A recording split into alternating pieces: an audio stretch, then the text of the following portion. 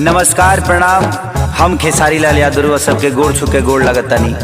अपना देश में अजीब सिस्टम हो गई आज के डेट में, चाहे वो महाराष्ट्र होके, बिहार होके, यूपी होके, चाहे कोनो राज्य होके, मंदिर के गेट ना खोली लेकिन रैली टाइम से निकल जाता। बताई ब्यास लोग के प्रोग्राम के परमिशन नहीं खे, लेकिन ये लोग के हल्का कह जाला बाबू नॉमिनेशन टाइम से हो जाता।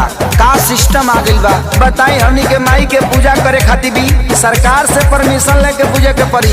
अब बताई कि खिसियाई कि ना खिसियाई करे देवी की तो पंडाल ने खस लगे दे तो खिसियाई ना होई है कन्फ्यूज माई देखी कहीं दादा संग मतिया बमराइल जे बैठल प्रशासन।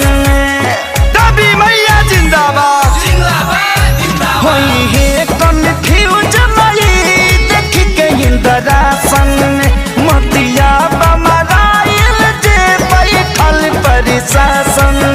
जब नइखे परमिशन माई के आसन के त कैसे छूट मिलल बा नेता लोग के भाषण के, कैसे छूट मिलल बा नेता लोग के भाषण के।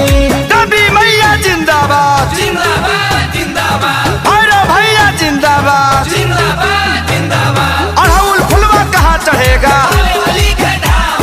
लाल चुनरी कहाँ चढ़ेगा।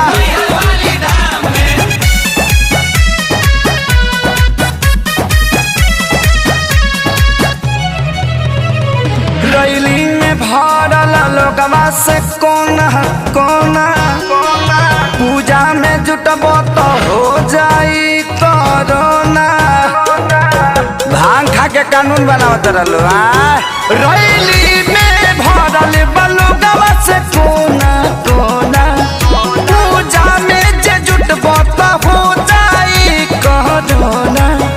परिभाषा होवे है तो सुशासन के त कैसे छूट मिलल बा नेता लोग के भाषण के, कैसे छूट मिलल बा नेता लोग के भाषण के। ताजा नारियल कहाँ चढ़ेगा,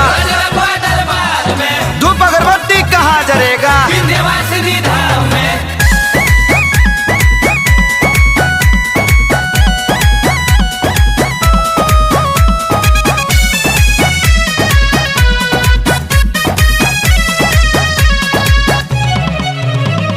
सोनू विकास बाना से पलो गवाला गल यादव राज कुन दन सरकार भइल बा